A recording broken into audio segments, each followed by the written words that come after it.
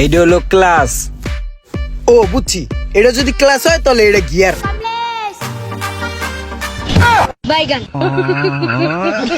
লোম পাকনামি করস, তোরে আমি এটা বুঝাইছি বেটা। বুঝি না, বোঝার চেষ্টা করতাছি। হ্যাঁ, একবার না পারিলে দেখো শতবার। আগে রোমান কি বলে সেটা আগে দেখো। আরে কি এর আর পারলে তো আর পারতো না, বাদ দে, নাম নাম। আরে চুপ থাকস না। ওই হন, এই ক্লাস চাপ দিয়া পিক আপটা দইরা হালকা একটু বাড়াবি আর এটা হালকা হালকা ছাড়বি। পারমু পারমু পারমু পারমু পারমু পারমু তুই স্যার পারমু পারমু।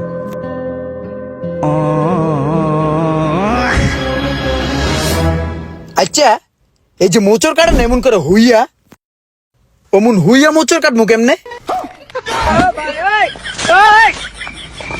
আমি বুঝছি ওই কেমনে চালাইতে চায়, তুই হুয়ে হুয়ে চালাইতে চাইতেছিস না? হ্যাঁ। তুই এই গাড়িটারে 150 স্পিড উঠাবি, উড়াইয়া মোচরে যাইয়া গাড়িটা সাইডে দিয়ে তুই ফাল্লা নেমে যাবি, তারপরেই তুই দেখবি যে তুই হুয়া হুয়া গাড়ি চালাইতেছিস চাঁদের দেশে। আমি বুঝছি ভাই, তাহলে তার কিছু বাদ রইলো না, একবার মায়ের বকে চলে গেলাম। হ্যাঁ, অরিজিনাল চাঁদের দেশ। এই, তুই পারবি না, পাগলের কাম মিমিডায়ের ব্যবসা, পারবি না। নাম কি কয় পারবো না, চেষ্টা করি। আরে পারবি না বেটা, পয়রা আডু বাডু চুলবো। আরে আরে কি করতেছেন? মেন রাস্তায় তো উড়ে জিতাছি, এখন জানলা খুললে ছিনতাইকের খাপলা দিয়ে মোবাইল লয়ে যাবো গা। লাগাই দেন, খোলা রাখেন না। লাগান লাগান লাগান।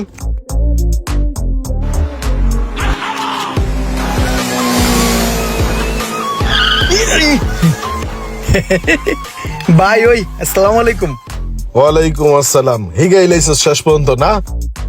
হ, হাত মোটামুটি ক্লিয়ার, চালাইতারি এখন। ভাবছিলাম তুই পারবি না। না, এখন টুকটাক পারি। ওই ভাই, আমি এখন হাতের কাম শিখতে চাইতেছি। হেৎ, হাতের কাম হিগা তুই কি করবি? তুই কোনো কাজ কাম পারবি না। না, মনে হয় চেষ্টা করলে পারমু। কাম হেকতে স্ট্যান্ড প্লাজা যাইতাম কালকে। তুই যে বলদার বলদা, তুই যদি ইস্টার্ন প্লাজা যাস, তোর লগে যা আছে তা তো নিবই, আর যে হাতের কাম শিখতে যাবি হে 800 হলে যাবো গা। আরে কি কয়? আরে না ভাই, আমি পারমু আর পারবি না? পারমু। হ, রাই ইমরান, চেষ্টা করার চেষ্টাও করিস না, তোরে দা হইব না, তুই পারবি না।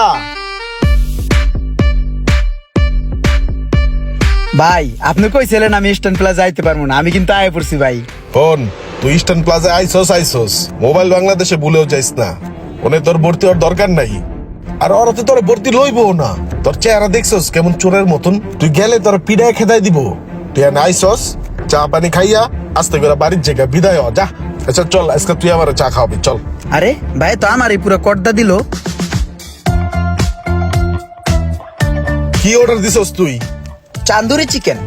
তান্দুরি চিকেন? তোর একটা কথা কই, তুই এটা অর্ডার দিস না, তুই খাইতে পারবি না, তোর পেট তো ছোট।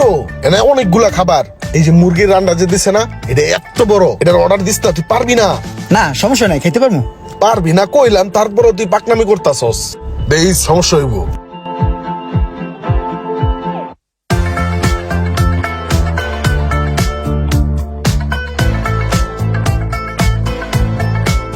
কিরে, তুই তুই পুরো সাফাই করে লাইছস, এই খাওন গেল কই? সব খেয়াল আইছি। তুই খায় লাইছস এতগুলা খাওন? হ্যাঁ। তোর পেট না সুরঙ্গ, এসব খাওন যায় কই? সোসা কোন্ডাইকার রাগ কস।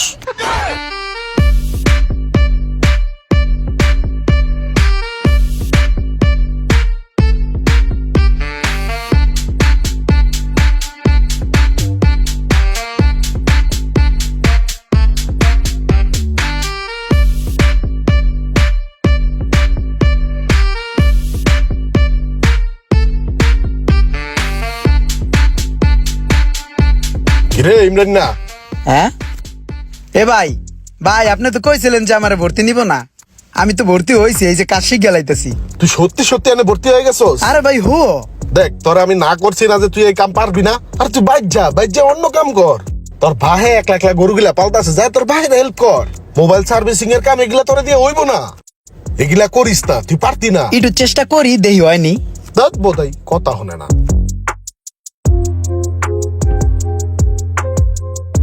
কিরে কি তুই এনে গোটাগুটি করতাছিস কে? তুই এটি বুঝোস তো? তুই এটি লাড়তাছিস কে? জানতে যা।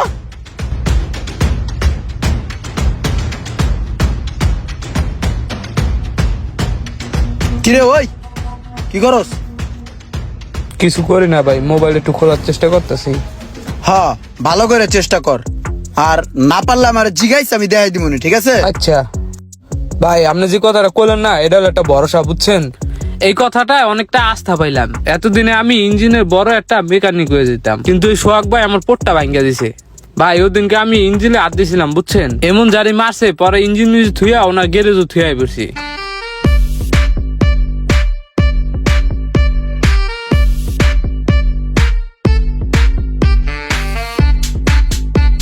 ওই সিদ্দিক, একটা কাম করতো, এলো বাজারের লিস্টটা, এলো টাকা, বাসায় বাজারটা করে দিয়ে।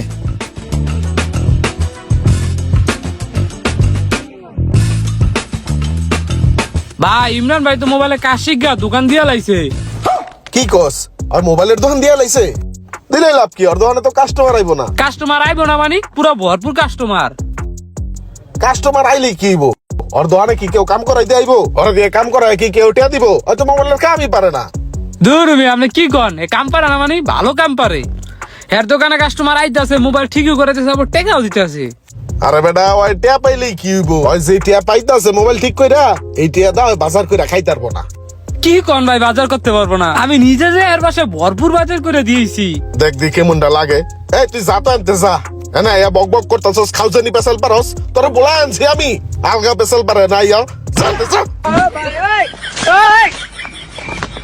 এ দেলু এনা আই হুইনা যা। আরে তাড়াতাড়ি আয়। আরে ওই যে ইমরান আছে না, ওর আমি নিজে একটা জায়গায় ভর্তি করে দিয়েছি, বুঝছস? ওই জায়গায় তো মোবাইলের কাম কম হিগা, এখন তো ভরপুর কামাইতেছে। এলাকায় একটা দোকান দিছে। তোর যদি কোনো মোবাইল, কম্পিউটার, টিভি, ল্যাপটপ নষ্ট হয়ে যায়, ওর কাছে লয়ে যাবি, ওর ভালো কাম পারে। মোবাইল বাংলাদেশের থেকে কাম হিগাইছে, বুঝতে হইব। আমি নিজে কাম হিগাইছি।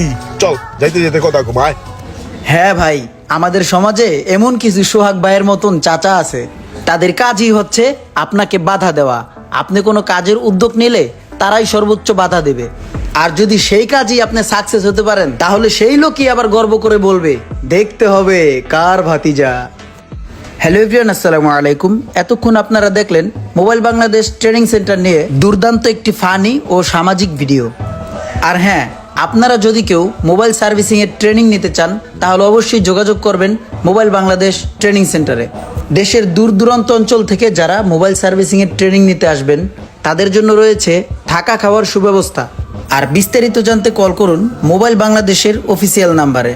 আসসালামু আলাইকুম, সবাই ভালো থাকবেন।